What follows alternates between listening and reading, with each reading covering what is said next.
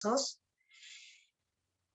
consideren dentro de su sistema clasificatorio alimentario, ¿sí?, el no reconocer a la vaca, ¿sí?, como parte de un alimento comestible, ¿sí?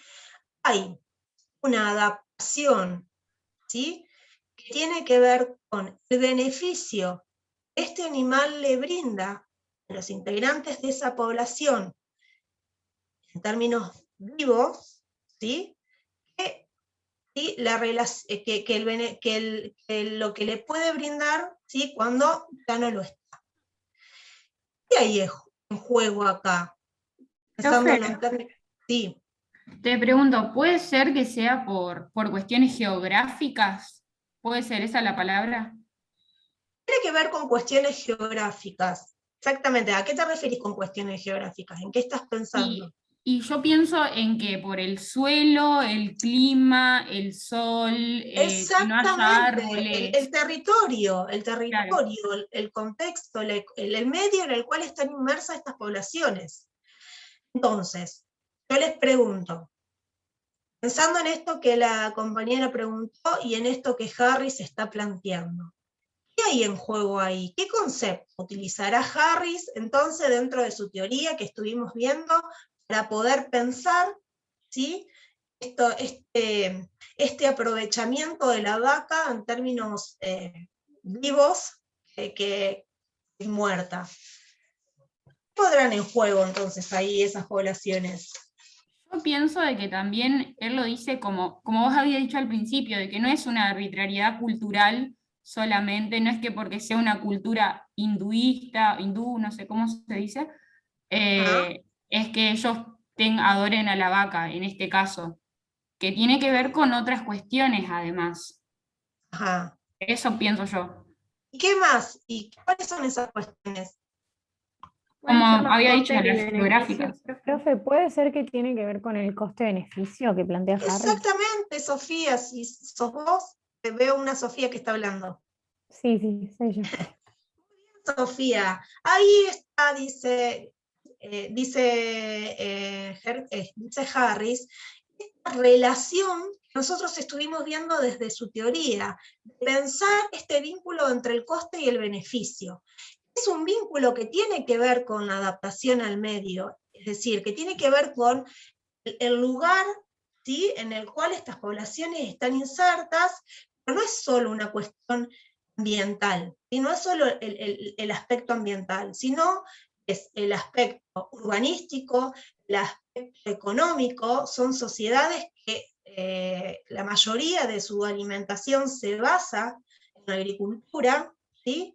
Son sociedades que además tienen una carga religiosa importante, pero pero no lo suficiente para Harris, como considerar que es la única explicación, ¿sí?, que se tiene para decir, sí, los hindúes no comen la vaca porque la vaca es sagrada, o para también revertir esas afirmaciones, que es muy común escucharlas, ¿sí?, o no sé si alguna vez tuvieron la oportunidad, pero de decir, están muriendo de hambre, o qué pobreza hay en la India, y se cruzan con una vaca y no la pueden comer, ¿sí? ¿Qué estamos poniendo ahí? ¿Qué lo estamos poniendo ahí en juego? A ver, mejor dicho, ¿qué estamos poniendo ahí en juego? Que yo diga, uy, hay mucha pobreza, gente que se muere de hambre y no comen Nuestros las vacas. prejuicios. Prejuicios, ¿qué más ponemos? Etnocentrismo. Hay un etnocentrismo, y fíjense lo que dice Harris en relación a esto. La irracionalidad del tabú indio contra el sacrificio vacuno es un producto de la imaginación de los occidentales. Argumentar, dice él, es un producto de la imaginación de los occidentales. ¿Quién está mirando a esa población oriental? ¿Quién la está mirando? ¿Quién argumenta esta irracionalidad? ¿Quién lo entiende como una cuestión, ¿sí?, Endocultural. ¿cómo? Endocultural. Hay un proceso de endoculturación, pero recién decían etnocentrismo. hay, ¿sí?, una mirada, un aporte, ¿sí?, desde Occidente, ¿sí?, que va a afirmar o que va a considerar esto de no entender, no solo, él está hablando en este caso puntual, en este ejemplo, pero hay muchos ejemplos más donde nosotros podemos decir esto. No entiendo, ¿sí?, que no se coma la vaca y hay gente que se muera de hambre, ¿no? Es lo Esto mismo que... Perdón, profe, sí. Sí. No, seguimos. Ah, no, que decía de que es lo mismo que, qué sé yo, alguien de China o alguno de otros países, no sé dónde se consume, nos diga, hay gente en la calle muriendo de hambre, qué sé yo, en el Chaco, en cualquier lugar, en Argentina, y no se coman los perros, etcétera, digamos, cosas que por nuestro endocentrismo y endoculturación, que preferimos no hacerlo, digamos. Bien, y acá Harris dice, está muy bien lo que estás diciendo, Valentina, no te veo, pero reconozco la voz, ¿puede ser que seas Valentina? Nerea. Nerea. Lo que estás diciendo, Nerea, está muy bueno, porque además de considerar estos planteos en estos ejemplos que él está seleccionando, ¿sí?, ir más allá de esa afirmación que pasa por una cuestión exclusivamente simbólica, que esto, la cuestión religiosa, ¿sí?, el afirmar exclusivamente esto, él no se conforma con eso. Bueno, está desde una teoría y desde un lugar, ¿sí?, que trata de buscarle la vuelta a esos planteos antropológicos que durante muchos tiempos insistieron en que la explicación pasaba por una cuestión cultural, por una cuestión religiosa. Él no está negando que la religión no haya influido, ¿sí?, en esta prohibición, este no consumo de la vaca. Él dice, es importante la religión, es importante porque consolida, ¿sí?, consolida ese proceso adaptativo de la población, ¿sí?, y de los beneficios que ve esa población en ese animal, ¿sí? La religión es eficiente en ese sentido, ¿sí? ¿Y qué eficiente que es, dice Harris, que hace que siga perdurando a lo largo de los años, de los tiempos, de los siglos, ¿sí?, que siga estando, ¿sí?, presente esa endoculturación, como ustedes están mencionando, ¿sí?, en esos procesos de endoculturación, que siga estando presente hasta la actualidad, ¿sí? Entonces, ¿qué es lo que está diciendo también? Que esas valoraciones, esas ideas, esas concepciones que tenemos acerca, en este caso puntual, de esta sociedad, que podemos trasladarla a otras sociedades más, ¿sí?, siempre pensarlo o reconocerse desde el lugar en donde se opina o se trata de explicar, ¿sí?, una acción, una actitud, una práctica, ¿sí? En este caso puntual, él está diciendo, estas cuestiones que no encierran al pensamiento occidental, ¿sí?, es lo que argumenta cada vez más, ¿sí?, este enigma, o esta idea de tabú. Es la imposibilidad de que Occidente, es decir, nosotros, ¿sí?, esté viendo, ¿sí?, en estas sociedades, con las características económicas, sociales, tiene, de grandes rasgos, ¿sí?, el animal no se consume. Pero no se consume, dice Harris, porque en realidad sirve más vivo que muerto. Tiene más resistencia al medio, eso, como les dije, tiene que ver con un medio de transporte, la posibilidad de trabajar, los recursos que obtienen llevan a la alimentación, llevan a poder hacer, usarlo para cuestiones que hacen al ámbito cotidiano, que además, ¿sí?, el animal tiene una resistencia a los climas en los cuales, ¿sí?, esta población, esta región, en los cuales en esta región se encuentra. Entonces, despegarnos un poco de esta explicación lleva, dice Harris, a darle otra mirada a lo que podría ser este enigma, a darle otra mirada a lo que podría ser esta prohibición. ¿Sí?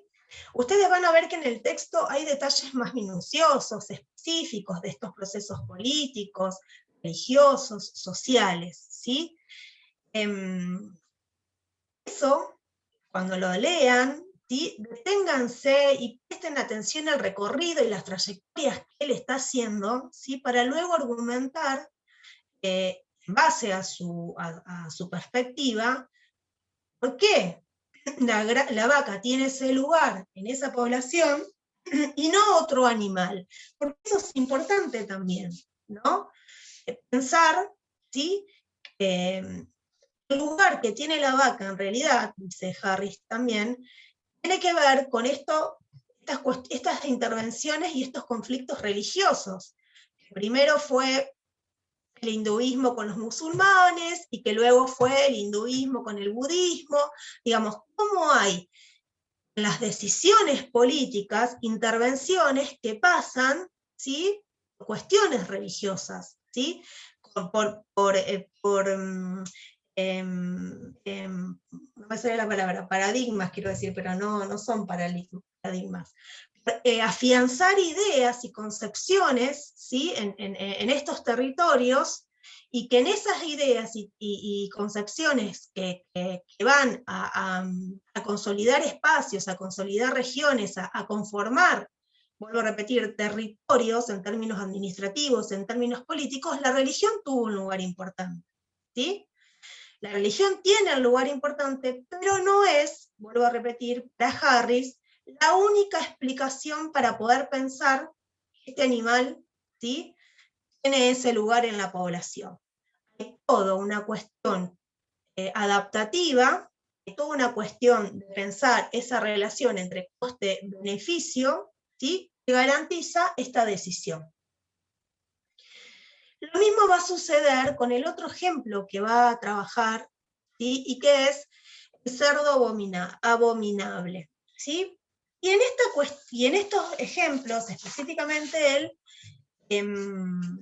trabaja, ¿sí? dos religiones, la judía y la musulmana. Lo que hace específicamente a pensar el lugar del cerdo, o mejor dicho, el no lugar del cerdo en la religión judía, es, dice el autor, no formar parte de las denominaciones, ¿sí? En los libros o en el libro sagrado, ¿sí? de la religión, el no tener un lugar, en simples palabras. En el libro sagrado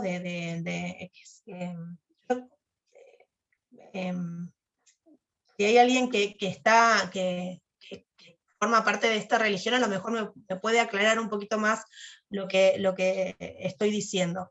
Dentro de las clasificaciones de los animales, hay una clasificación de los animales que después pueden considerarse como parte de las prácticas alimentarias, como aprobación para la religión, para el consumo de los animales, está, ¿sí?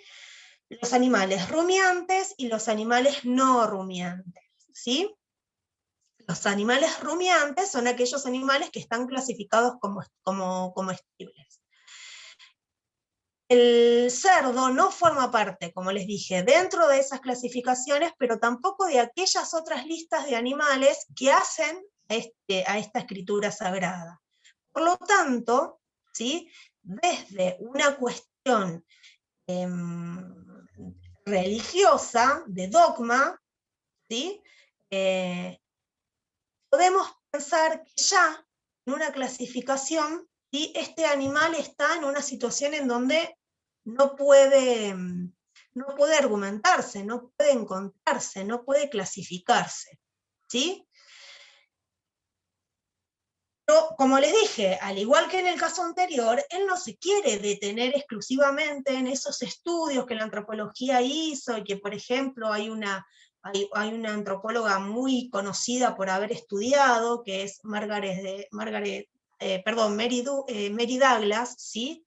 Que estudió todo lo que tiene que ver con esto que se llama Levítico y analiza desde el estructuralismo todas estas clasificaciones. Él no quiere introducirse en esas cuestiones y quiere ver, bueno, no tiene un lugar dentro de estas cuestiones sagradas, no tiene un lugar en la religión, no se lo reconoce como tal.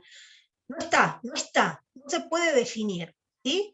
Pero sin embargo, en la región donde esta religión está el animal, ¿sí? ¿Qué lugar tiene ese animal? No se consume su carne. Bueno, busquemos también cuáles son los otros motivos por los cuales, ¿sí?, no se consume la carne de cerdo. Y ahí aparecen, igual que lo que él muestra con la vaca en la India, que hay cuestiones ecológicas que permitirían despegar un poco esa idea de arbitrariedad cultural para explicar el no consumo de este animal, ¿sí? Empezar a ver desde una cuestión más racional, para decirlo de alguna manera, más consciente, ¿sí? No tanto en el plano simbólico, sino en el plano más material, ¿sí? Como él quiere estudiar, como él quiere indagar, el lugar que tiene el animal. Una de las características que él va a destacar es que, pensando en las actividades productivas que tienen o que tuvo esa zona se caracteriza por ser una zona de pastoreo, ¿no? Las actividades de pastoreo son las que predominan en esas regiones de Oriente. Por lo tanto, es difícil imaginar, ¿sí?, o pensar pastores que tengan a su cargo cerdos, ¿sí? Porque hasta anatómicamente, ¿sí?, este animal no es habilidoso, no posibilita, ¿sí?, no posibilita poder pensar una actividad productiva en términos de agilidad, en términos de beneficio, ¿sí?, en términos de poder sacar un buen provecho, ya sea de subsistencia o comercial con respecto a ese animal. Por otro lado, dice, mucho de estas cuestiones que están atravesadas por la religión se empiezan a mezclar, ¿sí?, con una idea que empieza a aparecer acerca de la salud pública, ¿no? Se empieza a rechazar el animal, o se empieza a rechazar el consumo del cerdo, ¿sí?, cuando muestran, dada la particularidad de este animal, que siempre está en lugares muy sucios, o que es sucio, etc., la transmisión de enfermedades que afectan al hombre. Entonces hay una idea de pensar que junto a esta religión, junto a la prohibición religiosa, también hay una cuestión de salud pública. Pero él no está muy convencido de pensar esta restricción en estos términos, en términos de salud, en términos de medicina. Que él dice, el pensar estas restricciones implica un periodo de tiempo reciente, un periodo de tiempo en donde la medicina empieza a ejercer, donde la medicina tiene su lugar. Y nosotros vemos, dice él, la antropología ve, los estudios religiosos expresan que esta negación o este no lugar del animal en estas religiones está desde hace mucho tiempo. No considerarlo entonces un animal apto para la producción es un requisito. El no formar parte de la clasificación religiosa es otro requisito. El lugar que tuvo desde la medicina es otra cuestión que él va presentando y que va refutando en relación a poder explicar ¿sí? ese rechazo. Pero en realidad, dice él, si uno piensa, ¿sí? Esto que decíamos recién en términos de producción, si uno piensa en términos anatómicos del animal, si uno piensa en la semejanza que tiene con las necesidades de los humanos, dice él, en lo que respecta a consumir los mismos tipos, algunos alimentos en común, si uno piensa en el clima y en el medio en el cual este animal está, acá también hay una cuestión de adaptación ecológica, ¿sí? El no consumo del animal tiene que ver con una adaptación de la población, ¿sí? A no tener que dedicarse en tiempo, en energía, en inversión económica a un animal, ¿sí?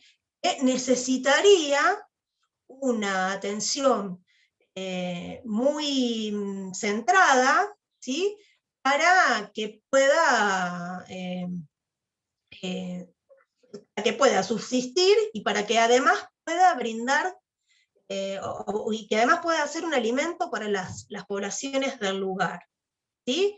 Es decir, necesitaría, dice Harris, se necesitaría mucho trabajo, necesitaría en esta relación de coste-beneficio ver que lo que se gasta, lo que se consume, lo que se invierte, es mucho mayor del beneficio que se obtiene, ¿sí?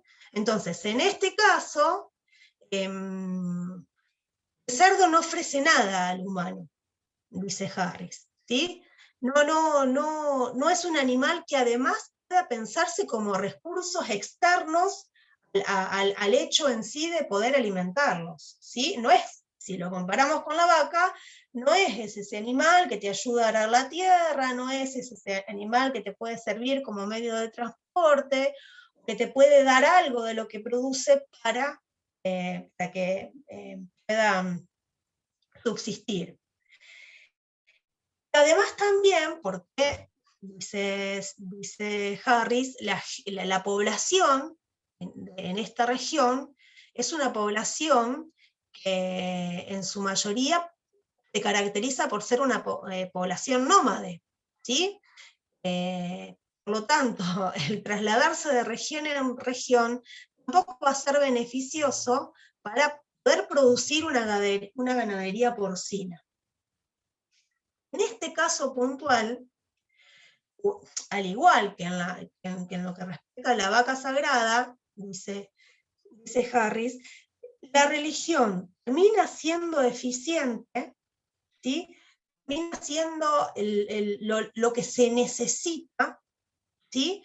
Para que la gente vaya adoptando decisiones, dice el autor, decisiones en el orden alimentario que lleven a la consolidación de ciertas reglas que hacen a las prácticas alimentarias, ¿sí?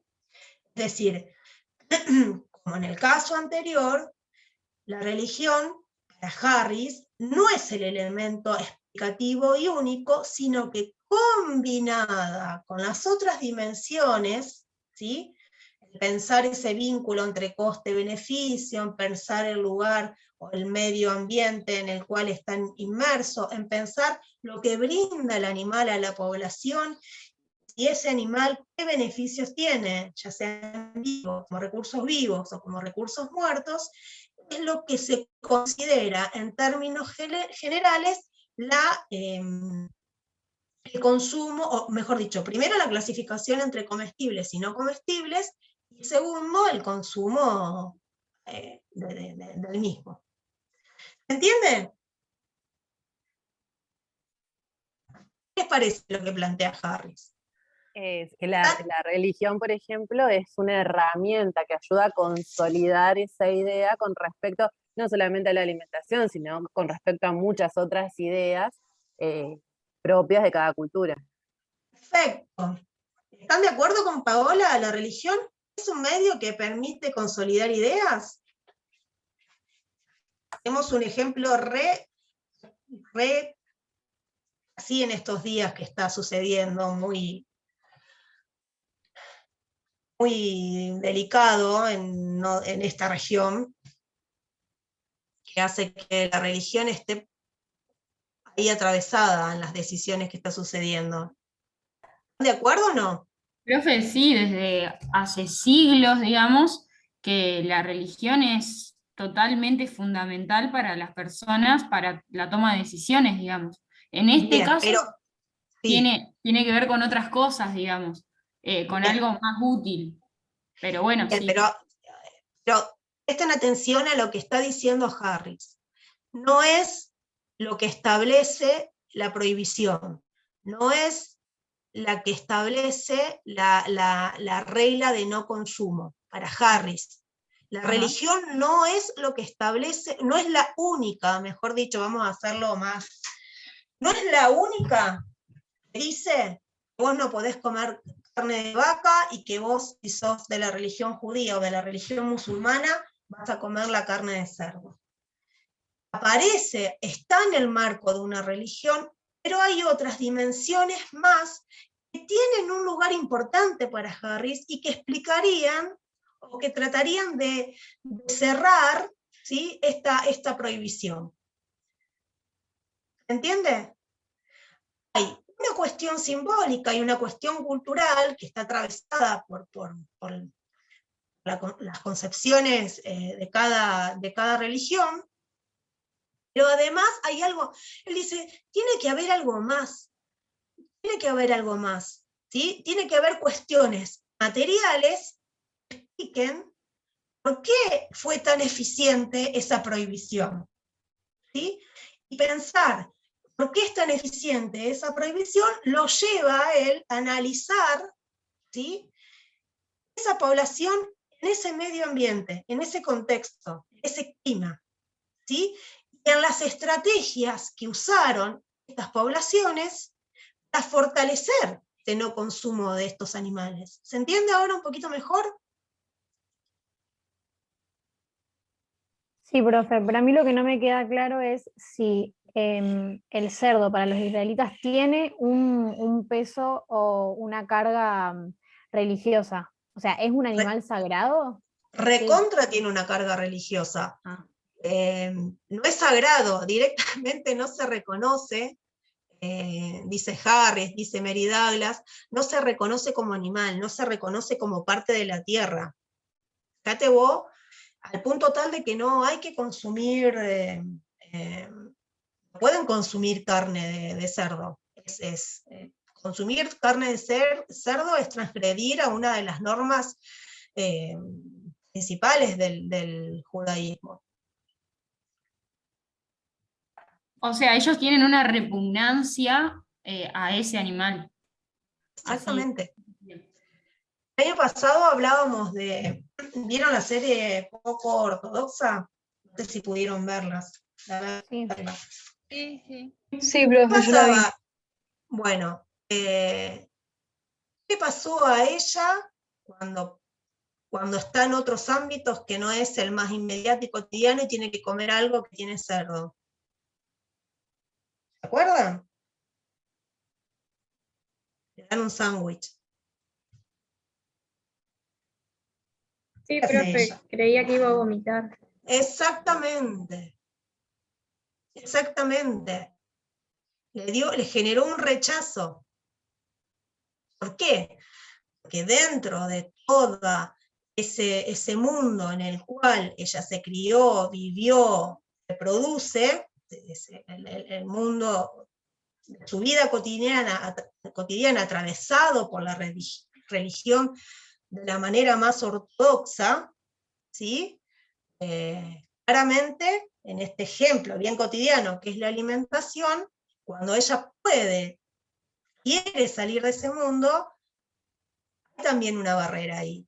¿Sí? Está tan impregnado esa regla de no consumo de cerdo, de carne de cerdo, de carne porcina, que físicamente lo rechaza. ¿Sí? Esto, entonces, para ir cerrando, para que quede claro, si lo que queremos ver de Harris, como lo planteamos la clase pasada, es ver cómo dentro de la antropología hay otros aportes más, ¿sí?, que abren al debate y a la discusión acerca de las prácticas alimentarias, ¿sí?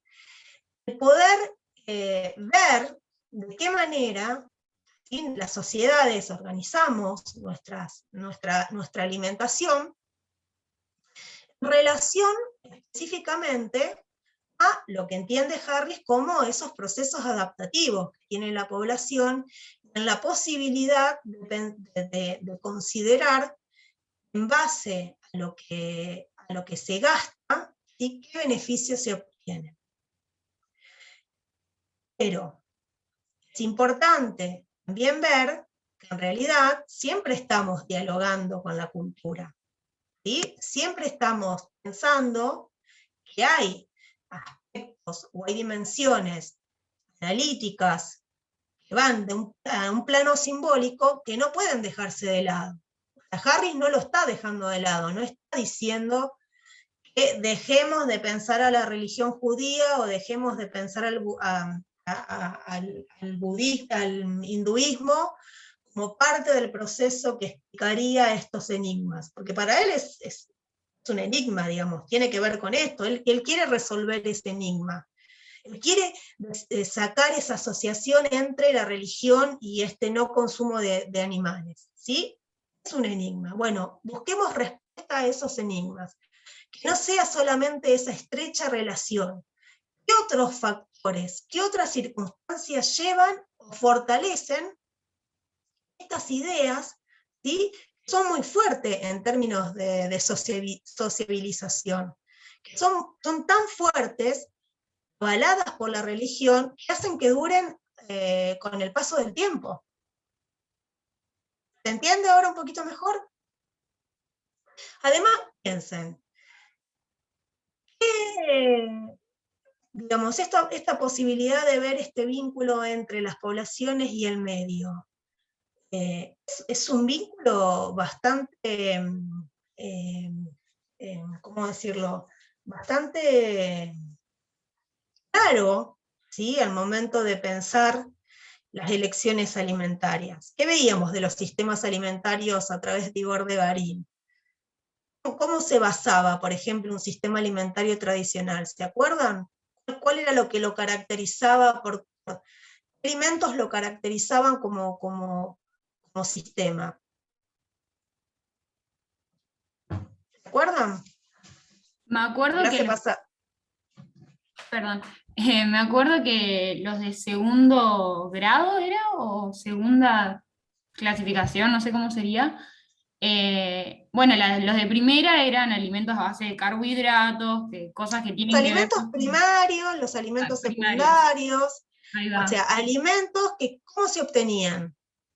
Bueno, ahí va. Que los alimentos secundarios tienen que ver con otras cosas más, además de los alimentos. Bueno, los alimentos primarios tienen que ver con la tradición, con cosas sentimentales, demás. Y los secundarios tienen que ver con cuestiones geográficas, climáticas, o sea, yo como paranaense no voy a tener como costumbre comer, por ejemplo, mango, que no es algo que por ahí se consigue. Lo podrías conseguir, pero ¿cómo lo conseguís? Tal vez más caro o en una época, o Comprándolo, claro, exactamente. Ahí pasamos a otro tipo de sistema. Los sistemas, a otro tipo, pensamos más en un sistema moderno, donde la manera de obtener ese alimento es comprándolo. Y en parte dependés de las estaciones, pero es más fácil quizás dentro de todo este universo económico que tenemos, ¿sí?, ir al súper y conseguir un mango. Lo que yo quiero decir en relación a esto, que lo relacionamos a esta idea de sistema alimentario, es que pensando en esas poblaciones y en esas comunidades en las cuales hay una fuerte dependencia con el medio ambiente, ya sean los primarios, los secundarios, los periféricos en términos de alimentos, ¿sí?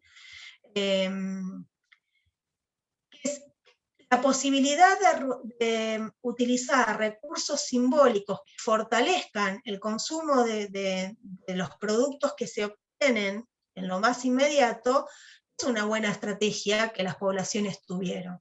¿Sí? El establecer, ¿sí? como regla cultural, como norma, ¿sí? Esto se consume, esto no se consume, es un elemento a tenerlo en cuenta. Pero, dice Harris, no es el único elemento. ¿Sí? No es la única explicación donde pasaría, ¿sí? esa intervención antropológica de pensar las elecciones alimentarias. ¿Sí?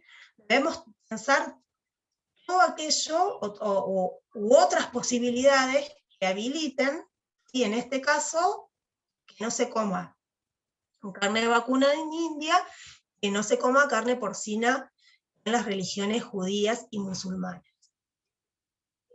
¿Entendí un poquito más? ¿Sí? Bien.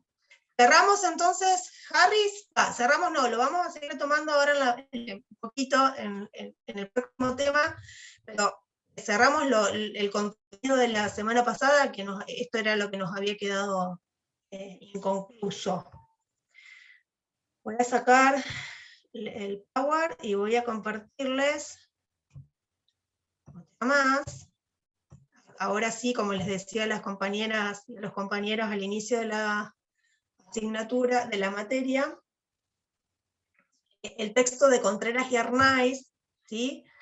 Es el que les subió, y sé que está incompleto, una compañera me escribió. Vamos a revisar cuál es la parte que nos falta, así que lo agregaremos.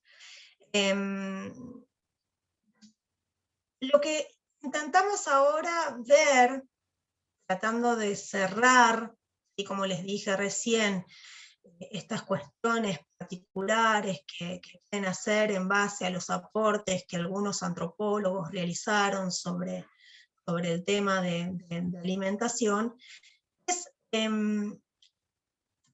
relacionar, ¿sí? Tanto los aportes que pueda ofrecernos la cultura y los aportes que pueda ofrecernos la ecología, el medio ambiente, para dar respuestas, ¿sí? A estas preguntas que en este caso puntual, Contreras y Arnaiz las sintetizan en ¿por qué comemos lo que comemos? Y cómo explicar la variabilidad intercultural de las comidas. Preguntas que nosotros ya empezamos a hacernos en los encuentros pasados. Es decir, nosotros estamos tratando, a medida que avanzamos en la unidad, a medida que avanzamos en los encuentros, es dar posibles respuestas, ¿sí? A esta diversidad de consumos alimentarios que pueden aparecen, mejor dicho, en distintas regiones del mundo, en distintas sociedades, y que para nosotros, ¿sí? Desde esta disciplina, desde la antropología, estamos totalmente interesados por darle una respuesta, por darle un consumo, sí, una respuesta. Aguárdenme un segundito, ya.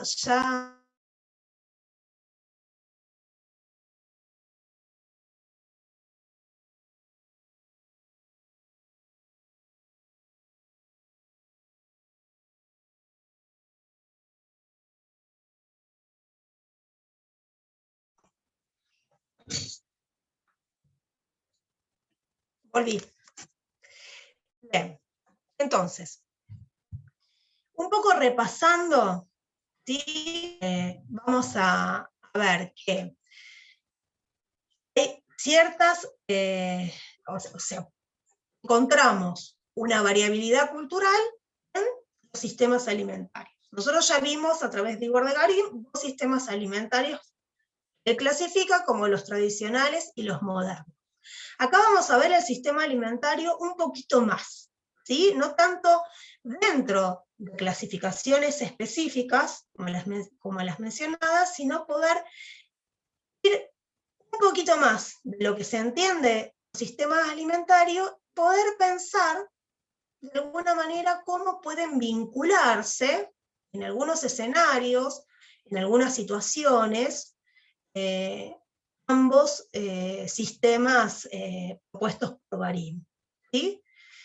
Entonces, estamos viendo que hay respuestas, que hay distintos sistemas alimentarios, o que hay sistemas alimentarios en base a ciertas respuestas culturales, ecológicas, que se van a dar según las poblaciones, según las sociedades, según los lugares en donde ellas se encuentran.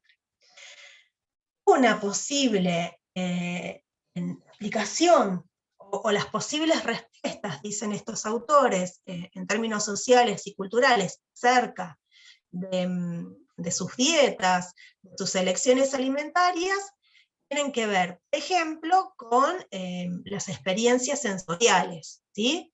El clasificar alimentos, el seleccionar recursos alimentarios que formen parte de las dietas principales de estos sistemas alimentarios, dependerán, ¿sí?, de factores como, ¿sí?, las experiencias sensoriales, los sabores, los aspectos, etc. ¿Sí? Otros sistemas alimentarios se van a reconocer específicamente a través de los determinantes del medio ambiente, ¿sí?, del contexto en el cual están. Medio ambiente, como les dije recién, pero también, ¿sí?, en escenarios más de sociedades capitalistas actuales, las cuestiones económicas, los factores, mejor dicho, económicos, políticos, ideológicos, ¿no? Como dietas de sociedades se encuentran, se pensaron en relación al sistema económico de esa sociedad, ¿sí?, y cómo muchas dietas de poblaciones, por cuestiones políticas, por cuestiones ideológicas, por cuestiones bélicas, ¿sí?, se debieron transformar, y a partir de esa transformación comienzan a consolidar, ¿sí?, sus lugares dentro del mismo, ¿no?, dentro de estos sistemas. Pero no es solo un factor que tiene que ver con ese contexto en el cual estas poblaciones seleccionan sus alimentos, hacen sus dietas, sino también con las posibilidades tecnológicas y monetarias, dicen los autores, de las cuales pueden obtener el alimento. Y acá quizás estamos hablando específicamente digamos, de cómo en una sociedad puede haber determinados tipos de dietas según los sectores sociales en los cuales uno pertenece, ¿sí? O sea, hay un sistema alimentario que define a la sociedad como tal, pero dentro de ese sistema alimentario hay ciertos determinantes que hacen, ¿sí?, que pueda variar, ¿sí?, como respuesta a esos factores, el acceso o no de ciertos productos. Y el acceso o no de ciertos productos también lleva a que se perfile prácticas alimentarias concretas en torno a recursos alimentarios más delimitados o específicos. Por ejemplo, poblaciones migrantes africanas, hay muchas cada vez más, vemos integrantes de comunidades, ponele senegaleses o de otras, digo senegaleses porque en Santa Fe hay muchos. Al llegar a esta ciudad, su dieta, ¿sí?, que se basa principalmente o el consumo más pertinente para esta sociedad en la cual se encuentran, es la carne, ¿sí?, alteró, ¿sí?, de alguna manera esas prácticas alimentarias de su lugar de origen, tratan de amoldarse, entre comillas, tratan de pensar datos que les son familiares, pertinentes en base a su sistema alimentario en este nuevo lugar, en esta nueva sociedad. ¿Sí? Ahí hay una cuestión que tiene que ver con un proceso puntual, que es movilizarse de un país a otro, y en esa movilización también pensar, ¿sí?, dentro del lugar que tienen en esa sociedad, esas transformaciones y esos cambios en sus dietas. Estos factores, entonces, dice el autor, cuando nosotros, ¿sí?, nos alimentamos, incorporamos ese alimento a nuestro cuerpo, se encuentran, ¿sí?, la relación, está detrás, ¿sí?, esto que es el acto más concreto y específico de sentarnos a la mesa, tomar un trozo de alimento o algo que esté elaborado, que sea comida, ¿sí?, implica ver todos estos factores que intervienen al momento de tener ese plato de comida.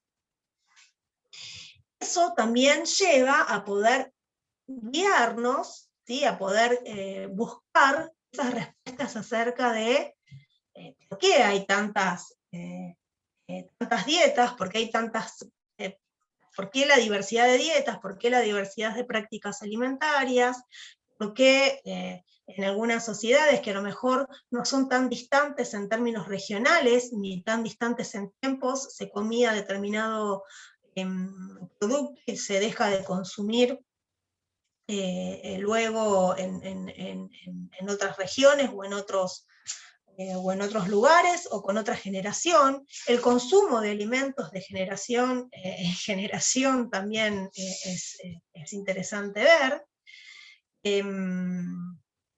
Pero además, dicen Contreras y Arnaiz, tratando de entender estos comportamientos alimentarios, también es importante reconocer cómo, en términos más generales, en esto de pensar estas clasificaciones que estuvimos viendo recién a través de Harris y en las clases pasadas, cómo hay elecciones alimentarias, dicen los autores, que no utilizan, ¿sí?, como parte de su sistema alimentario, toda la disponibilidad de los recursos que tienen a su alcance, ¿sí?, toda la disponibilidad de los recursos que tienen en ese contexto en el cual una población está inmersa, ¿no?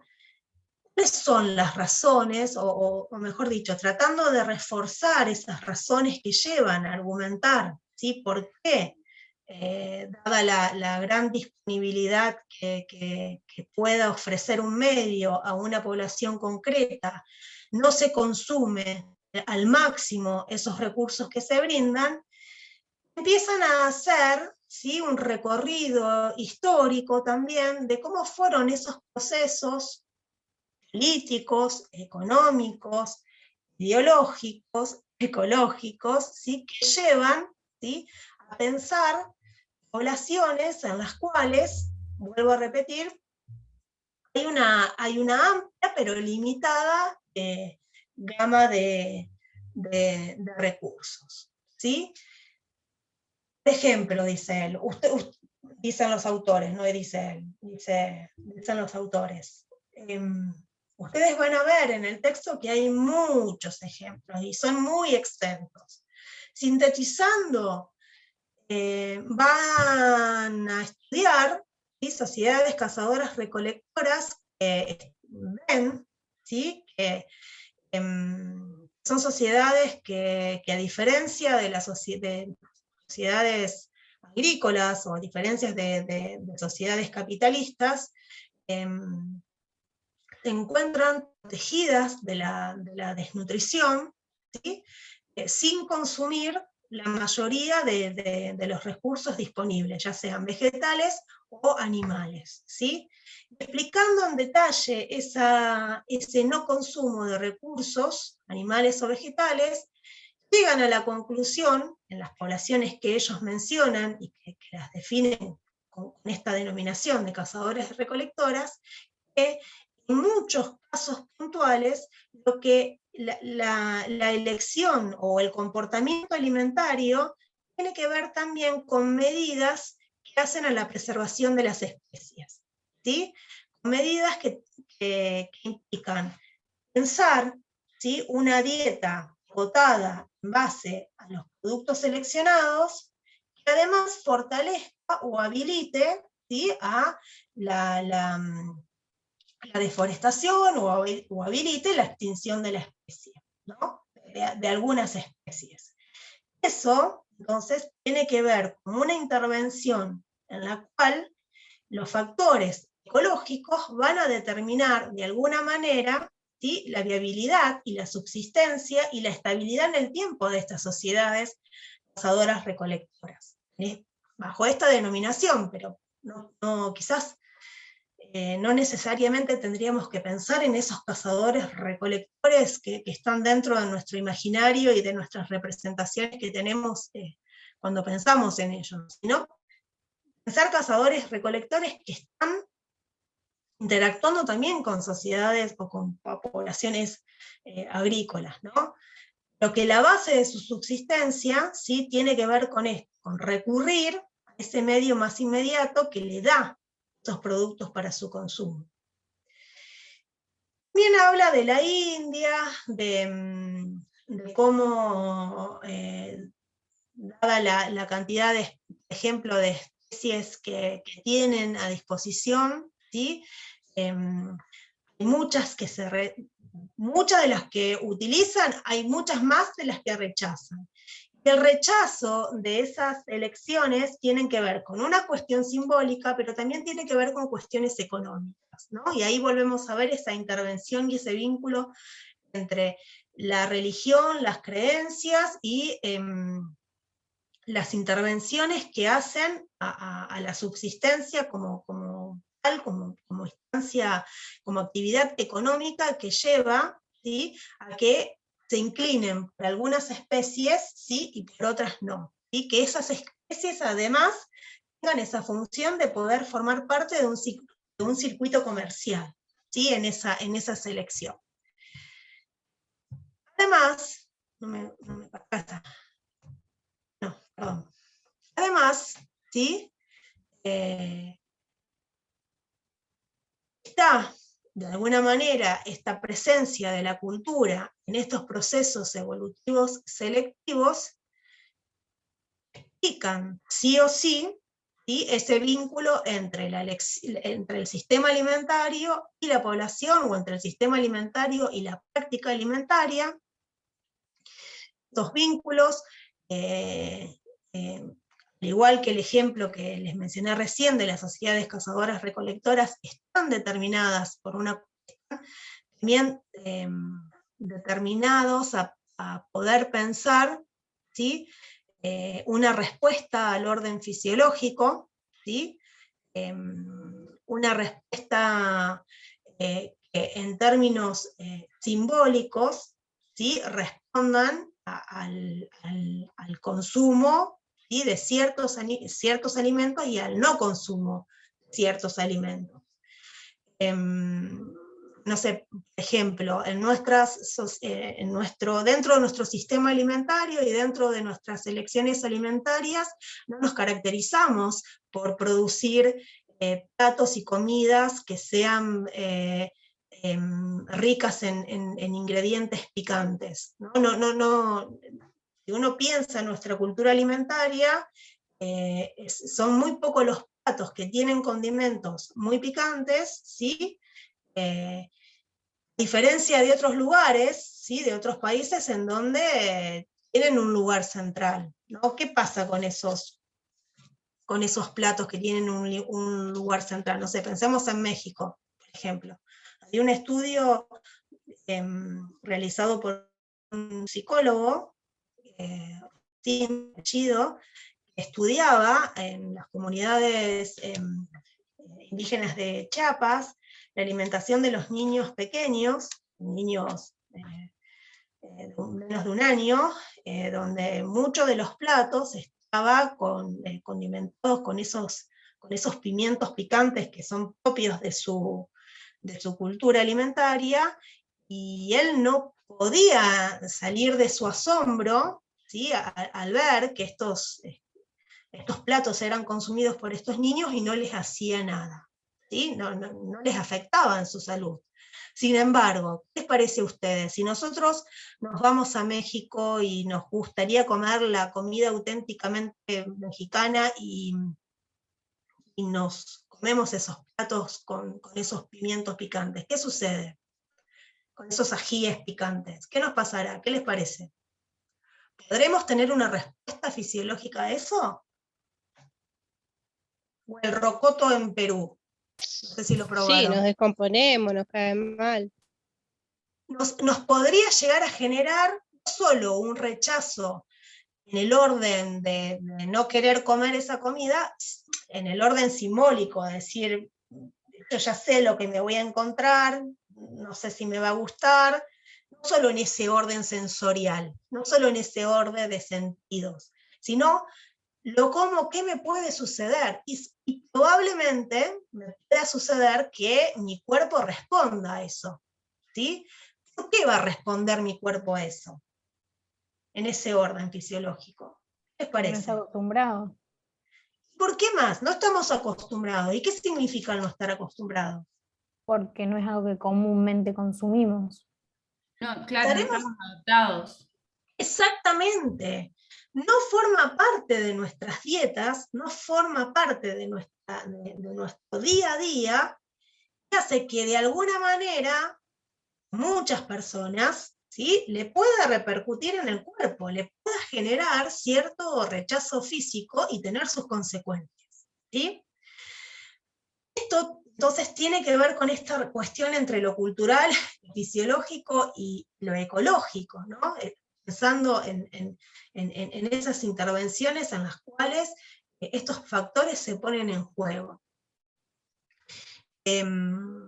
Y el entender que hay costumbres alimentarias que son totalmente, o entender no, el expresar que hay costumbres alimentarias que para nosotros son totalmente consideradas, además de diferentes, quizás incomprendibles, ¿sí?, incomprensibles, mejor dicho, pero que debe haber una explicación dentro de esto que están planteando los autores, ¿sí?, dentro de estos factores, de estas dimensiones, que hacen que ese ingrediente, ¿sí?, sea uno de los ingredientes principales, ¿sí?, para la comida mexicana, ¿sí?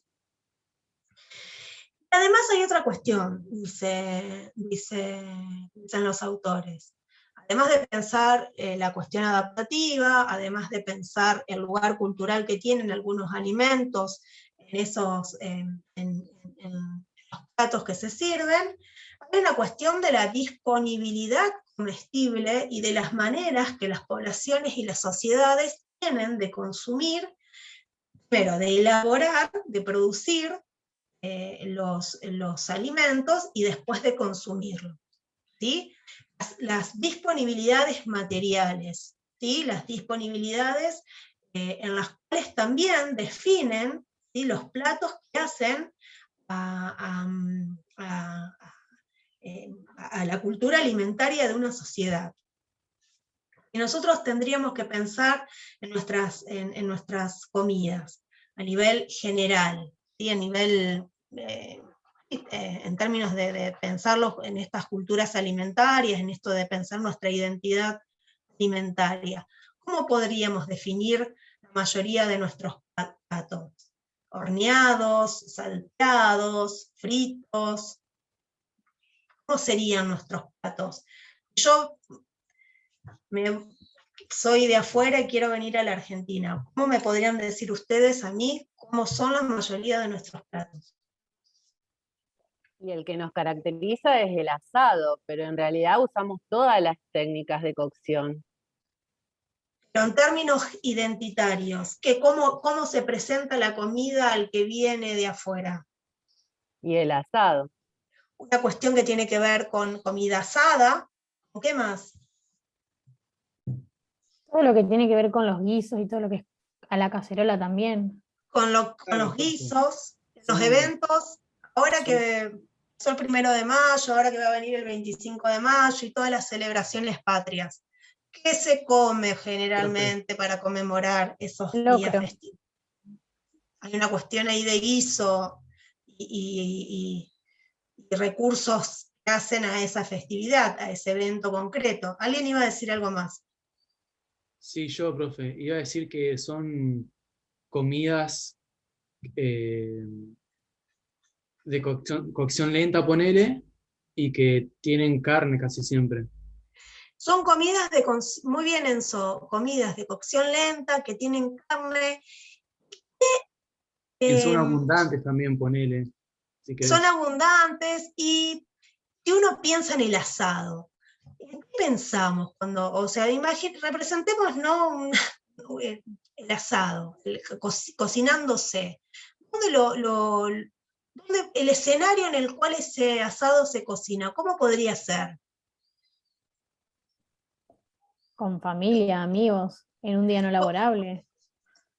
Sí, pero además, o sea, yo vengo de afuera, hago todo ese turismo que me venden para venir a la Argentina, y una de las actividades es ir a una estancia en la Sí, dentro de provincia de lo que es Buenos el Aires. turismo rural, en el Eso, campo. limitándolo ahí. Me voy a una estancia en la provincia de Buenos Aires. ¿Cómo creen ustedes que voy a comer ese asado? ¿Qué les parece a ustedes? ¿Dónde lo voy a comer? ¿Dónde? Voy a comerlo con mis amigos, con mis compañeros de viaje. ¿Pero dónde lo como? ¿Encerrada en un comedor En Al espacios aire abiertos. libre, Generalmente al aire libre. al lado al de la aire salón. libre? ¿Por qué? ¿Por qué hago esta pregunta? ¿Por qué tendrá que ver? Es ¿Qué les como, yo lo parece? entiendo, profe, como tener como una conexión, ponele, con el animal que te estás comiendo, capaz. Yo lo entiendo así, digamos. Como ¿Cómo entendiendo de viene la dónde historia proviene. ¿Cómo viene la historia de nuestro país? ¿Quiénes hacían asados en nuestro país? Los gauchos. Los gauchos. Los gauchos, ¿sí? Es una alimentación que tiene que ver si la reconstruimos con esos orígenes, con esas historias. ¿Los gauchos estaban encerrados en su casa o qué hacían?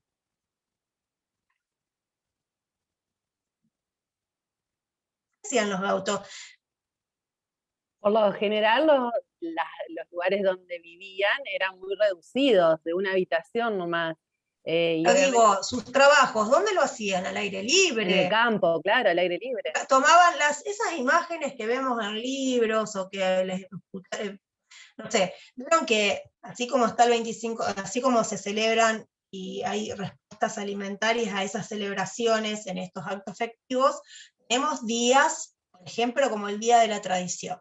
¿Sí? En la escuela tuvimos que celebrar el Día de la Tradición. Siempre las imágenes que hacen a esa idea de la tradición son imágenes campesinas, imágenes gauchescas. Pero es muy difícil ver una casa dentro del gaucho, sino que vemos el ombú, vemos a los gauchos andando a caballo, vemos todo una escenificación, una teatralización, ¿sí? de lo que sería la tradición en Argentina, representada en esos actores, en esas figuras. ¿Sí? Si nosotros asociamos, ¿sí? En términos generales, decimos, podemos pensar, acorde a nuestro sistema alimentario, una cocción de carne asada, debemos pensar, ¿sí? Esas cuestiones que hacen, ¿sí? Que nos consoliden, ¿sí? En relación a nuestras prácticas alimentarias, el consumo, ¿sí? de la carne asada con esos actores, con esos escenarios. No sé si me explico. Digamos, no es que se nos ocurrió a nosotros porque queríamos pasar un día al aire libre y compartir con nuestros amigos, y además si alguien viene de afuera hacemos el negocio y lo trasladamos a algún lugar de acá cerca y le hacemos el asado. No, el reflotar estas cuestiones que tienen que ver con, en este caso, el sistema alimentario, como estamos hablando, pero que también hacen a nuestra identidad y en nuestra cultura alimentaria, implica reconocer estas cuestiones, ¿sí? Implica ver esos orígenes en los cuales, ¿sí? Podemos ver algunas cositas que nos suman a la explicación. En este caso estamos viendo en relación a por qué nuestras comidas mayoritariamente tienen esta particularidad, ¿sí? ¿Por qué no son, como podemos encontrar en regiones más tropicales, comidas que tengan que ver con frituras, comidas que tengan que ver con otro tipo de, con cereales, etc.? ¿Entiende lo que estoy diciendo? Cada región, cada población, y dicen los autores, tiene que ver, además de lo que estamos viendo en términos generales, con esas particularidades, con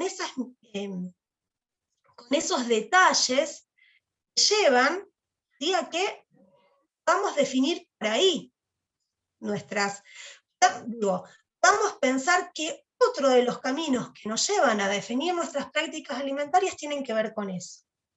Acá el ejemplo que los autores seleccionan es el de la cocina japonesa. ¿Sí? Analizan la cocina japonesa de una manera tal en donde van a ver, dice Contreras y Arnaiz, esa adaptación positiva que estas poblaciones tuvieron frente a las malas condiciones climáticas del medio ambiente en el cual se están inmersos, y cómo en términos ecológicos, cómo en términos tecnológicos, pudieron combinar, preparar una gama reducida de productos, de alimentos, ¿sí?, servirlos en porciones de determinadas medidas, que esos alimentos, esa gama reducida de alimentos que se combinan, que se cortan en trozos pequeños, que se presentan en pequeñas porciones, sigue teniendo un lugar central, siguen siendo los alimentos, ¿sí?, que definen, ¿sí?, al sistema alimentario japonés, el sistema alimentario de estas regiones, ¿no?, o en este caso de las cocinas japonesas. Fue tal la eficiencia, dice los autores, que pudieron, ¿sí?, pensar una adaptación en términos ecológicos, pero también cultural. ¿Por qué también en términos culturales? Por un lado, en relación a lo simbólico que implicaba el recurrir o el consumir los alimentos que el medio le brindaba. Pero por otro lado, ¿sí?, si uno lo piensa, dice Contreras y Arnaiz, desde las cuestiones estéticas, la manera en que combinan los sabores, la manera en que combinan los colores, es una manera efectiva, ¿sí?, para que se pueda, para que se consuma, para que siga teniendo vigencia, ¿sí?, dentro de, o mejor dicho, para que se los identifique en términos de cocina, pero que además imposibilite la identificación como sistema alimentario. ¿Entiende lo que estoy diciendo? Es la característica de la cocina japonesa. ¿Qué tiene de característico que no tiene otra cocina? Por ejemplo.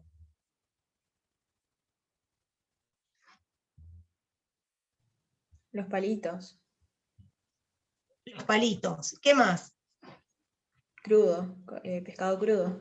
Pescado crudo. ¿Por qué? Pero no es la única cultura que consume alimentos crudos. Bueno, en este caso puntual estamos viendo la cocina japonesa, donde uno de los ingredientes en muchos platos es el pescado crudo. ¿Sí? ¿Por qué fue exitoso? ¿Por qué creen ustedes que, digo no, por qué sería exitoso la aceptación de esta comida cruda? Es que el tema es que tampoco era crudo realmente si hablamos del sushi.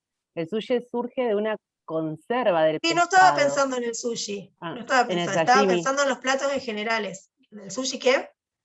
El sushi surge, digamos, en una manera de conservación del pescado envuelto en arroz, el que generaba el vinagre de arroz y lo conservaba. Después se tiraba el arroz y se consumía el pescado, que era una especie de conserva, de encurtido. Después se fue ayornando y se empezó a incorporar, digamos, el pescado crudo. El sashimi sí puede ser, es el pescado crudo, que son esas finas láminas que se sirven en los platos y que se acompaña con la salsa de soja. Ujú. Sin embargo, si lo pensamos en esos términos, Paola, ¿era tu nombre? Sí. Como Paola está explicando, ¿sí? Que hay un proceso que no tiene que ver con pensarlo como digamos, a ver, no quiero rebuscarlo, hay un proceso en el cual, dado todas las circunstancias que estamos viendo, dado toda la combinación de factores que estamos viendo, ¿sí? Y pensando en el ejemplo que están presentando los autores, ¿sí? La adaptación a ese comportamiento alimentario en base a los recursos disponibles implicará procesos que hacen el pescado que se consuma de esta manera, en el caso del sushi como lo explicaste, y en algunos otros platos donde sea un consumo directamente sin pasar a una cocción previa, ¿no? Ese consumo de alimento en ese estado, ¿sí? Tiene que ver con esa adaptación positiva, exitosa que la población tuvo a ese medio ambiente. Pero no es solo esa adaptación, sino que en términos culturales también se fortalece, ¿sí? Esa relación, ese vínculo entre lo que el medio le ofrece y lo que la población lo toma. Y en términos culturales no es solo la aceptación del pescado así, sino también las combinaciones, los ingredientes, los condimentos, cómo se combinan, incluso la manera en la cual se va a servir, ¿sí? Las raciones, las porciones en las cuales... La forma en que está cortado, en que está presentado, la combinación de colores, porque como, digamos, si nos ofrecen otro tipo de alimentos crudos, de otro tipo de carnes crudas, seguramente la vamos a rechazar porque quizás la presentación no llama, ni se ha puesto tan de moda, no se ha impuesto de tal manera que lo vamos a rechazar, a diferencia de la comida japonesa. Exactamente, esa combinación, como Paola está diciendo, ¿sí? Esa presentación que está mencionando, tiene que ver, dicen los autores, con esa adaptación cultural, y con esto de pensar esta idea entre este triángulo, ya que pensamos ya lo hablamos, el triángulo culinario, permitiría pensar, ¿no?, a esto, digamos, la población, el ambiente y la cultura en relación a lo que se define como cocina japonesa. Y además, dice el autor, fíjense, perdón, otro de los puntos que hace a pensar esta relación o esta intervención o esta relación entre explicaciones más económicas, políticas, ideológicas, ecológicas y la cultura, es también el consumo, ¿sí? Los comensales, ¿sí? El comensal, lo que se consume, ¿sí? Y la manera en la cual se prepara, ¿sí? O en la manera en la cual se lleva a cabo la actividad de preparar y elaborar, ¿sí? Los platos y quiénes los realizan, ¿sí? En todas las sociedades pasadas, presentes, ¿sí? Hay una organización social en relación al trabajo al grupo doméstico. Hay una distribución de actividades que se van a dividir por género, que se van a dividir por edad, que van a establecer, ¿sí? Van a establecer con el paso del tiempo, ¿sí? La combinación de alimentos, las formas de prepararlos, el consumo de ciertos platos en base al modo de vida o a las prácticas sociales, laborales que se tenga, ¿sí? de ese grupo en el cual se piensa esos platos, pensándonos en nuestra actualidad, ¿sí? Y en base en términos generales, a nuestros modos de vida, ¿sí? ¿Qué tipo de preparaciones son más fáciles de consumir? Las que en términos generales, no estoy pensando en cada uno de nosotros, sino en términos generales, la tendencia, lo que se observa cotidianamente. ¿Cuáles son las preparaciones que mayormente se consumen? Las que requieren todos los días una elaboración y estar horas y horas en la cocina, o aquellas que son más rápidas y más fáciles de consumir y que llevan a que, bueno, se hacen, listo, comemos y chau. ¿Qué les parece a ustedes? Rápido. Las rápidas, dicen las compañeras. ¿Están de acuerdo? ¿Sí? ¿No? ¿Más o menos? Sí, Podrían sí, elegir las rápidas.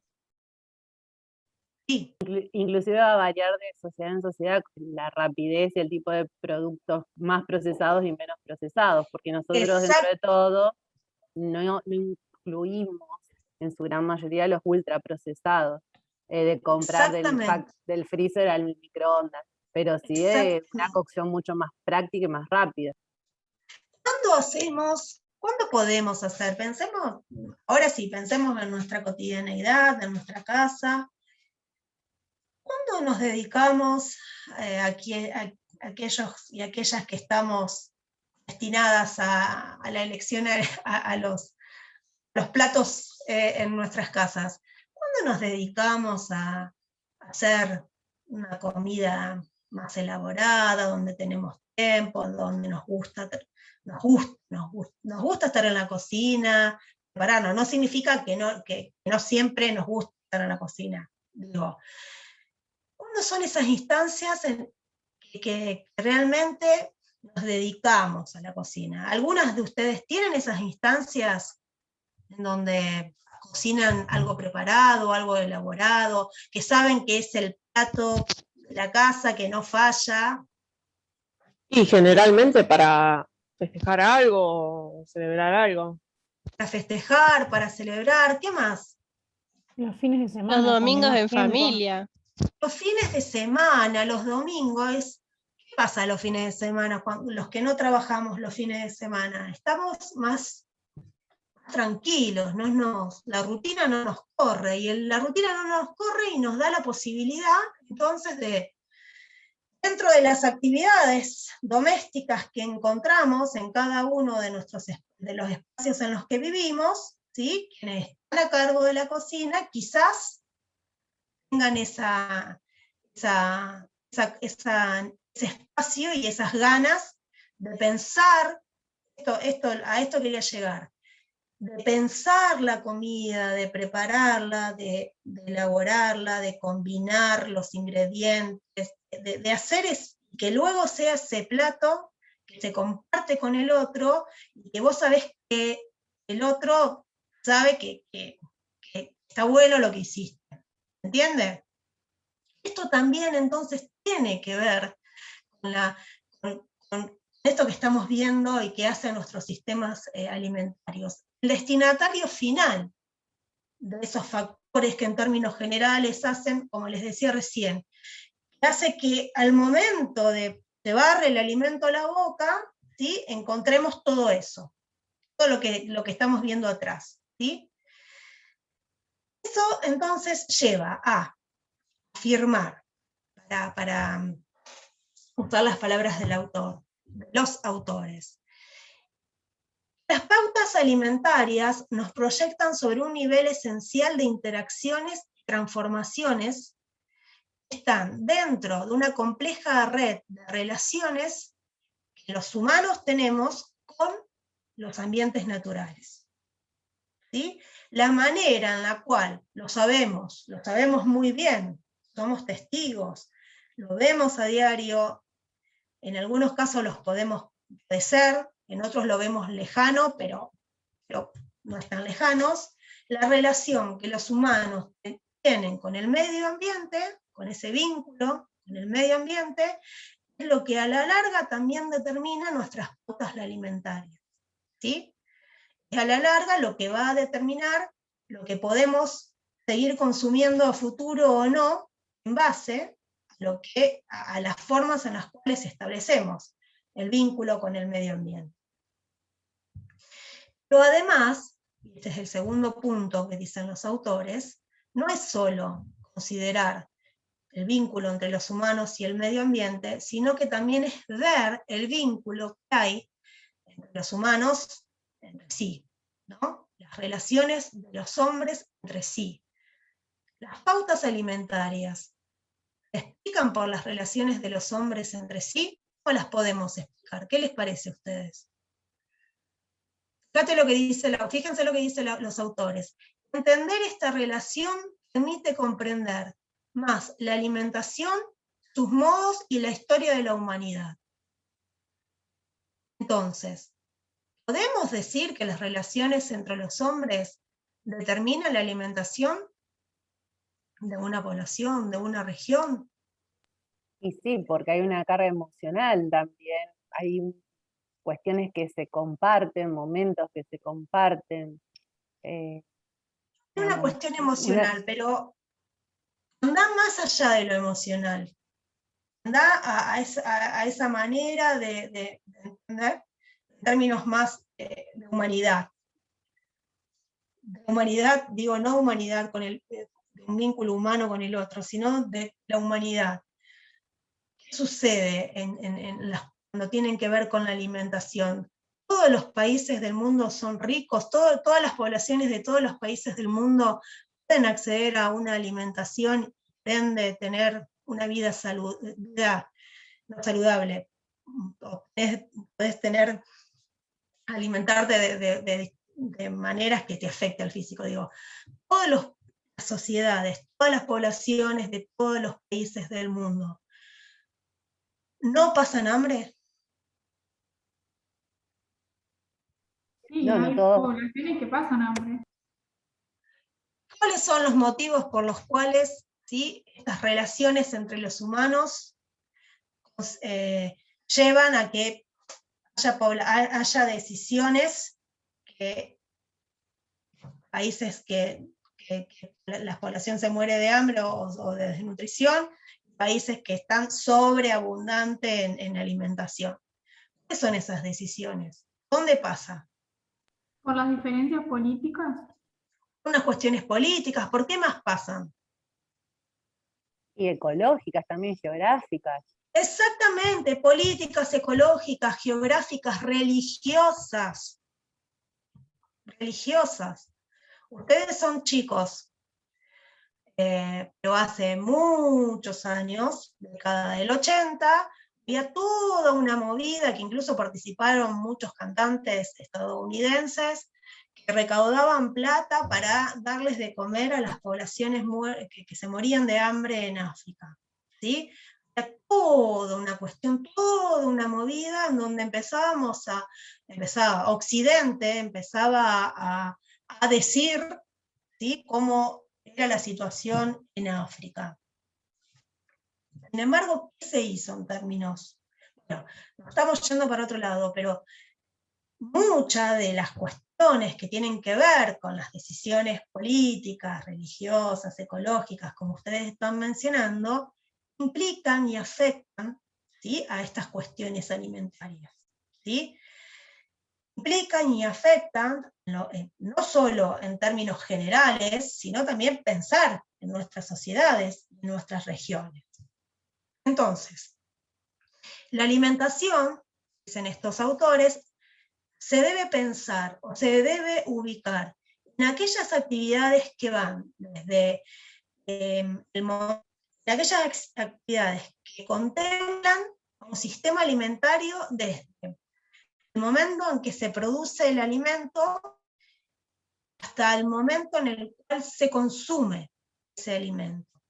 En ese extremo, desde la producción hasta el consumo, hay canales, hay intervenciones que están atravesadas por lo económico, por lo político, y a la larga van a determinar, ¿sí?, qué alimentos se consumen, ¿sí?, en determinadas poblaciones, en determinados grupos, cuáles son esos actores sociales que van a consumir esos alimentos, cuáles son esas prácticas y que se encuentran institucionalizadas que fortalecen este consumo específico, este consumo específico y los actores que consumen esos alimentos.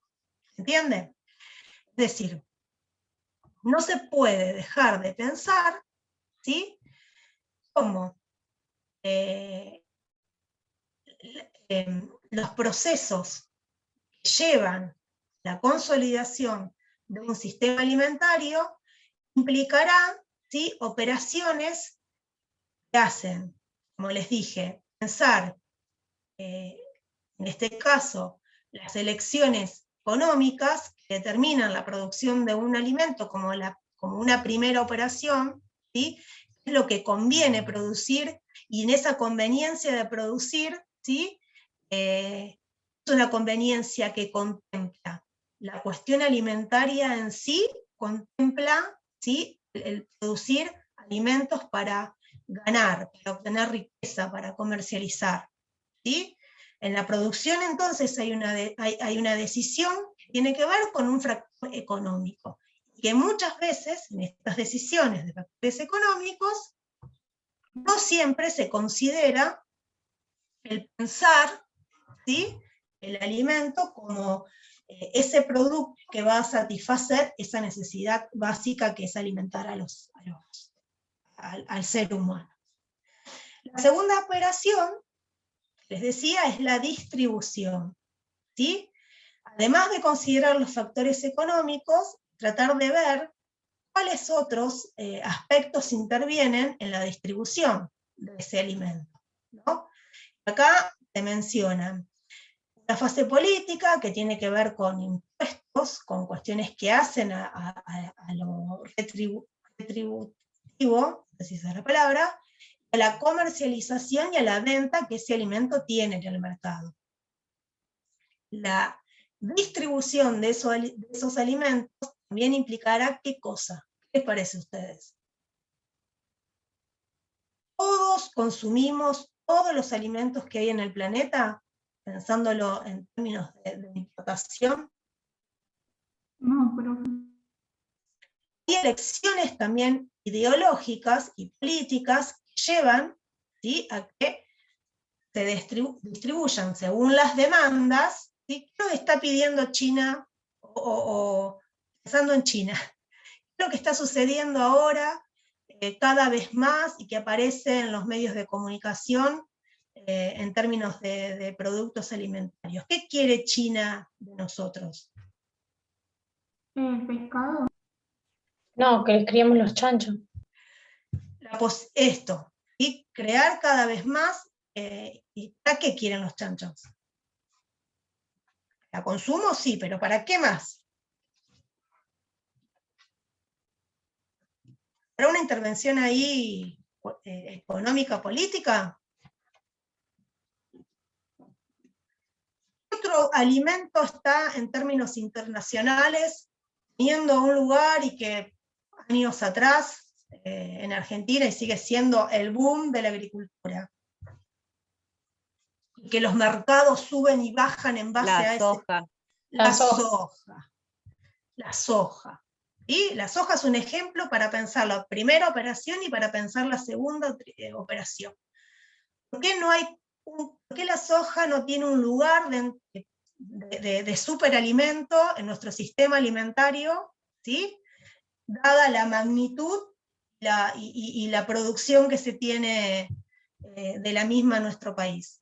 ¿Qué les parece a ustedes? ¿Por qué no la consumimos nosotros? En parte. ¿Qué les parece? No forma parte de nuestra cultura alimentaria, no forma parte de nuestros alimentos principales en el sistema alimentario. ¿Qué se deberá? Para mí, profe, porque está más destinada al alimento para la ganadería, digamos. Y porque El alimento para el la consumo ganadería. humano tiene que estar tratado la soja. Bien, hay una cuestión ahí económica, hay una cuestión económica, pero además está bien, Enzo, está muy bien. Le Además, sirve más, perdón, sí, tal vez le sirve más a la industria para venderlo al exterior, digamos, porque hay un cobran proceso, dólares. exactamente, hay una cuestión económica que tiene una incidencia mucho mayor de lo que podría llegar a tener, ¿sí? El pensarlo, más allá de lo que dice Enzo, esto de la mayor producción que requiere para consumirla, no hay un fin monetario, ¿sí? Hay una venta en el mercado, en términos más sencillos, quizás más simple, necesita una complejidad la afirmación, pero quizás es mucho más, quizás no, es más redituable económicamente para los productores, ¿sí? Venderla, pensar esos canales en los cuales la soja con todo ese procesamiento llega a un plato de comida en nuestro lugar, en nuestra región. Independientemente de las cuestiones también que hacen en términos de la intervención, de lo que puede llegar a ocasionar el consumo de soja, etcétera, etcétera. Pero, digamos, hay una cuestión ahí que tiene que ver con esto que les decía recién, de este punto de la distribución. El tercer punto tiene que ver con la cocina práctica, dicen los autores, con esto que hablábamos recién, cómo se prepara ese plato de comida. ¿Cómo se prepara ese plato de comida en las circunstancias y en el contexto en donde se elabora, ¿no? Considerando los estereotipos y las representaciones de los grupos convivientes de estas sociedades actuales en las cuales tenemos cada vez menos lugar para preparar comidas, porque hay muchas otras actividades que requieren de nuestro tiempo y que la comida o la cocina pasa a ser un lugar casi de pasada, ¿no? Hacemos la tortita, sacamos la milanesa del freezer, la metemos a la mesa, ¿no? En último lugar, que tiene que ver con el segundo punto, dice el autor, pero que también yo lo relaciono con el tercero, es la manera en la cual se consume esos alimentos, ¿sí? Y que en realidad está en relación con lo que estuvimos mencionando recién, cómo se prepara, de qué manera se produce, qué alimentos o qué productos reivindican nuestra identidad alimentaria, de qué manera lo hacemos, y esto es importante, de qué manera lo hacemos, cómo es cómo es esa comensalidad, ¿sí? Si esa comensalidad implica comer en solitario, implica comer individual, implica comer con el otro, implica comer con las intervenciones de la tecnología en la mesa, celular en mano, implica, ¿sí?, las formas en las cuales nosotros compartimos ese plato de comida. Les muestro esta imagen. Ven acá. Ven.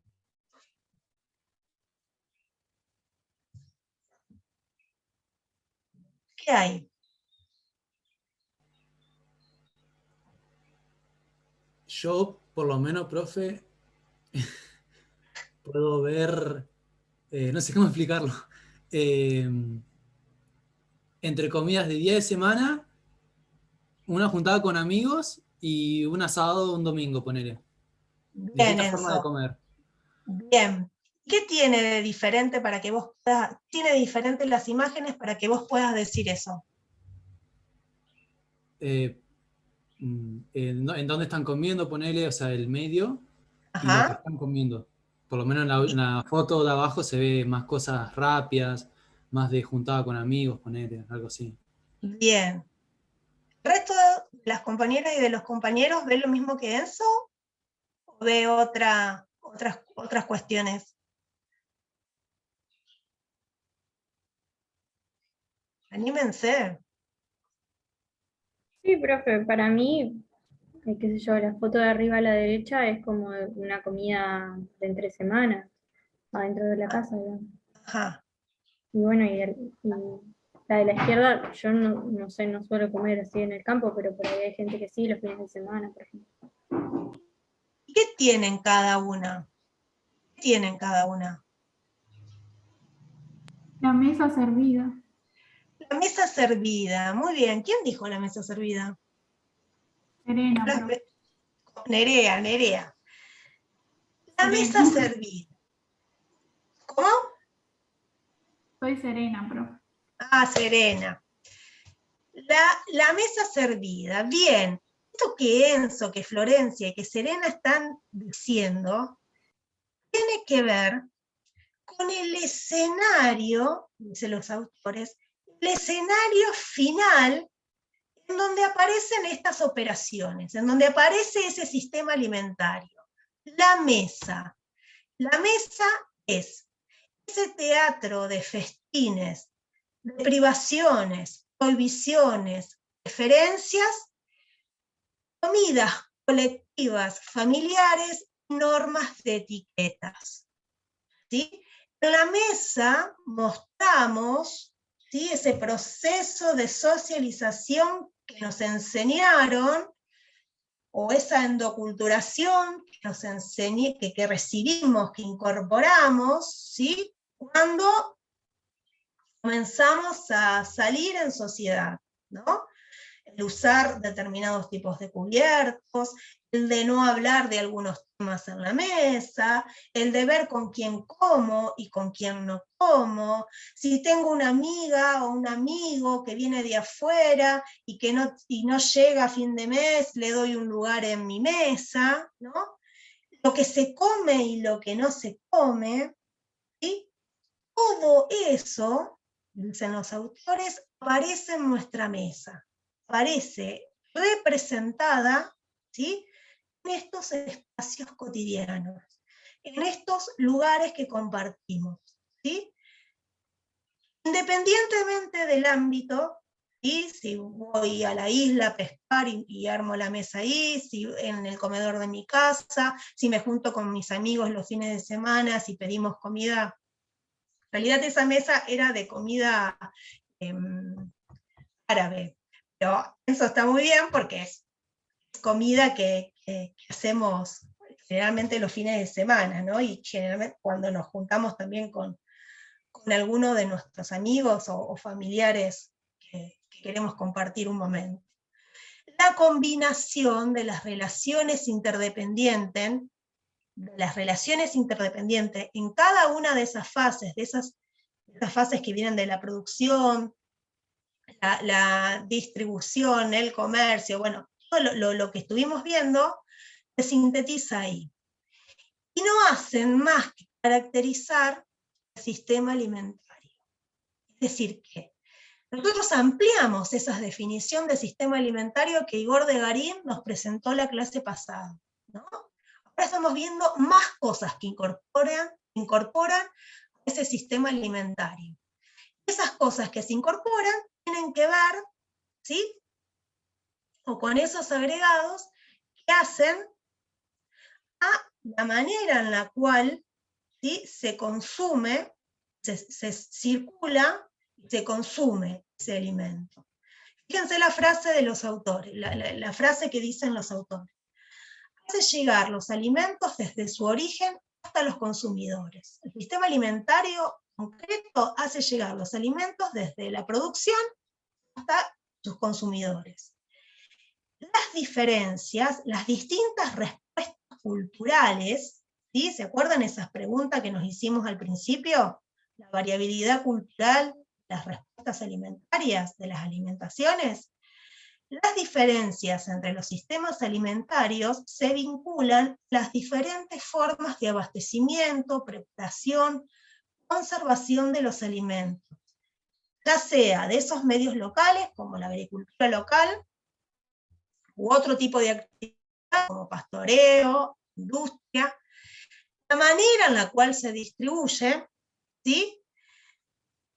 En esa manera en la cual se distribuye están los centros en donde se elaboran, pero también los intercambios, la forma en donde se intercambian, ¿sí?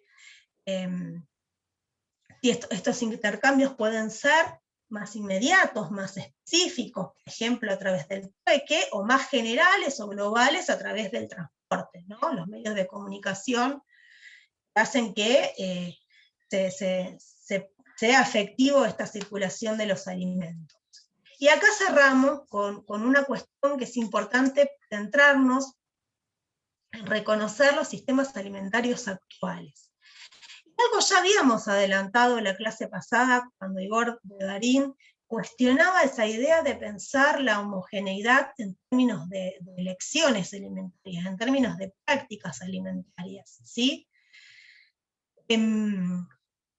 Además de seguir pensando en que esa idea no es tan correcta, de pensar que hay una homogeneización internacional de los alimentos, dicen estos autores, hay un proceso en el cual, ¿sí?, estos alimentos sí o sí pasan por una resignificación según el medio que los adopte, según la sociedad que los adopte, que llevan a pensarse, ¿sí?, como platos de comida o como preparaciones totalmente diferentes a los lugares de orígenes, ¿no? Lo mencionábamos la clase pasada.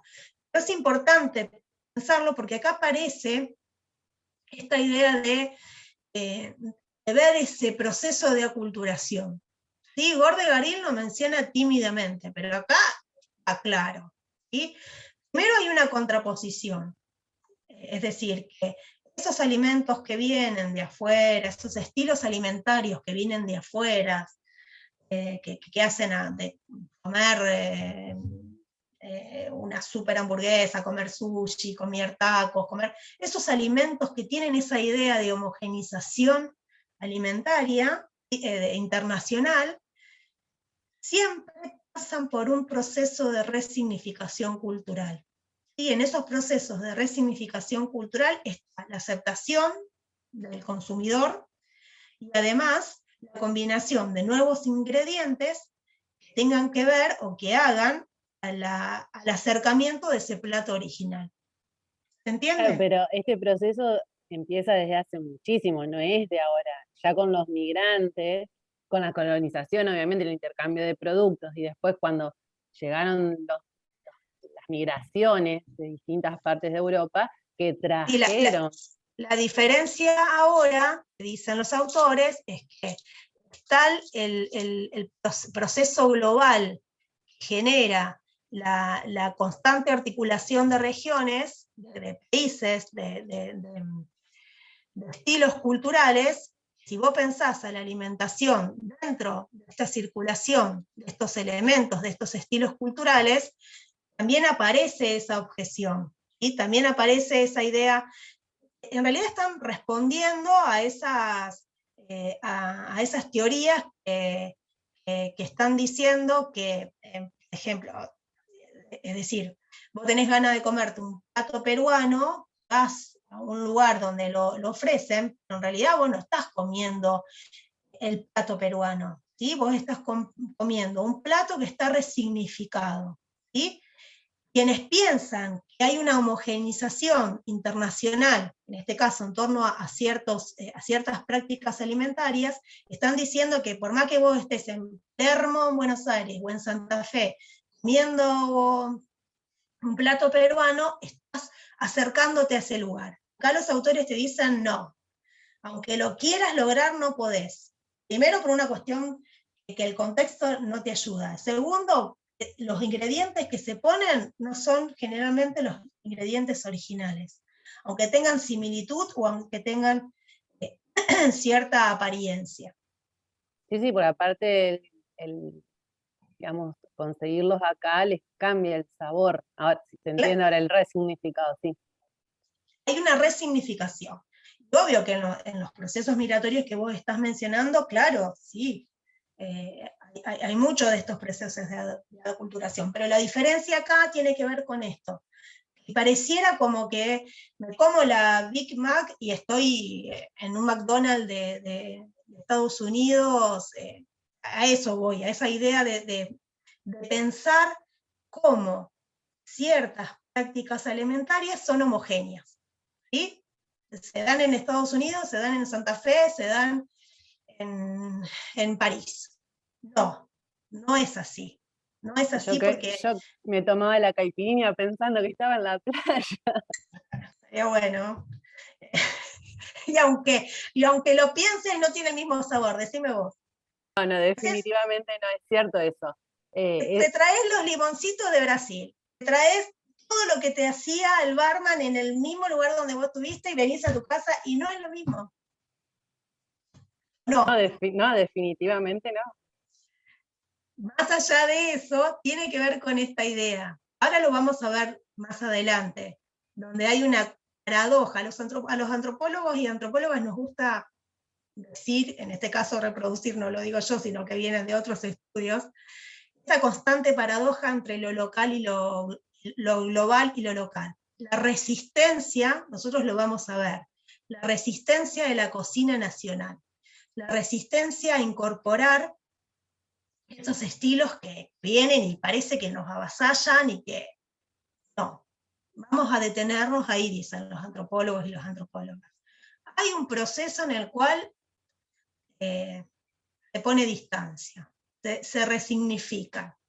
Pueden llegar a ser, sí, pero con un paso del tiempo, con una aceptación de sus alimentos en ese sistema alimentario. Lo dejamos acá, digamos. Después seguiremos las clases que vienen. La idea entonces es pensar esta cuestión más o poder reflexionar de manera un poco más amplia esa idea de sistema alimentario que Igor de Garín nos presentaba.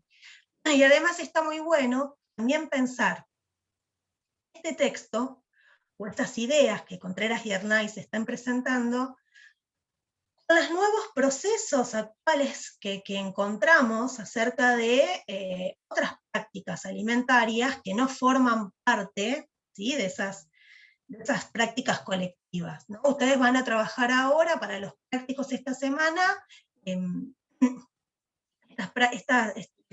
la cuestión es específicamente el veganismo y ciertas maneras de ver desde diferentes concepciones y desde diferentes apropiaciones dentro de un sistema alimentario actual, ¿sí?, como hay muchas poblaciones, hay muchos colectivos, hay activismos también que, ¿sí?, están de alguna manera tratando de encontrarse dentro de esa paradoja que mencionaba recién y tratando de cuestionar todos estos circuitos, ¿sí?, que hacen a lo que define en este caso el sistema alimentario.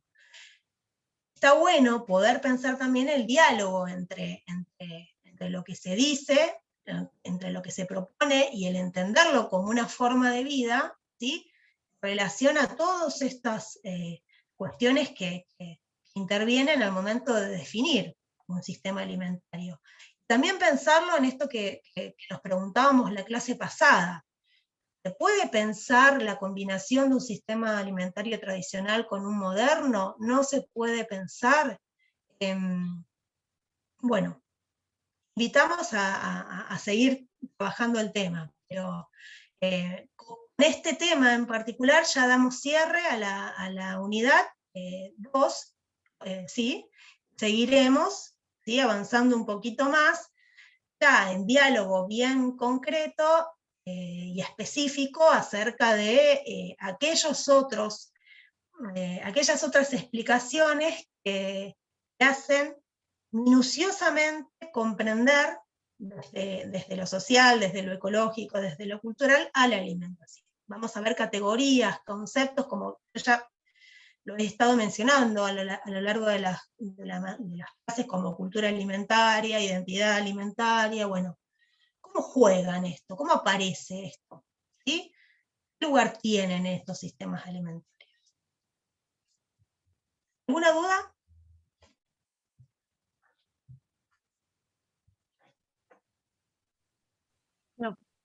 No, profe. No, profe. Bien, nos vemos el próximo lunes, no hay feriado, nos tenemos que cuidar. El lunes 24, de no haber algún cambio, pero creo que no hay feriado, nos estamos encontrando de nuevo a las 2 de la tarde. Resolvemos el tema de la bibliografía, pero empiecen a leer lo que le publicamos para la teoría. Vamos a ver si completamos lo que nos falta, pero a grandes rasgos lo que yo vi es mucho lo que estuvimos trabajando acá. Los invito entonces a que empiecen a leer el texto y cualquier duda, consulta, nos escriben. Ahí vi en el chat que una compañera preguntó a un compañero cuándo van a estar las notas del parcial. La semana que viene van a estar a principio de la semana que viene van a estar las notas, así que se las estaremos comunicando por el entorno virtual. Las publicaremos por ahí. ¿De acuerdo? ¿Sí? No sé, Lipa, André, Alfonsina, Cande, y si hay algo más que tenga que agregar, quieran decirle algo más a los alumnos y a las alumnas. No, Ali, creo que no. Ahí ya está colgado el TP para hacer esta semana, que ahí, como dijo Ari, vamos a trabajar el tema del veganismo por un lado, con una mirada un poco más profunda en qué hay detrás de esa elección alimentaria, y también vamos a trabajar, digamos, sobre las comunidades originarias y cómo se resignifican los alimentos en clave de las asociaciones simbólicas que hacen estas comunidades con diferentes alimentos y la vida que transitan, digamos, por esa sociedad. Así que, bueno, nada, ya está colgado el TP y las preguntas. Y el martes y el jueves lo vamos a ver en los TP. Buenísimo. Bueno, entonces nos vemos el próximo lunes. Muchas gracias. Nos vemos. Chao. Adiós. Nos vemos.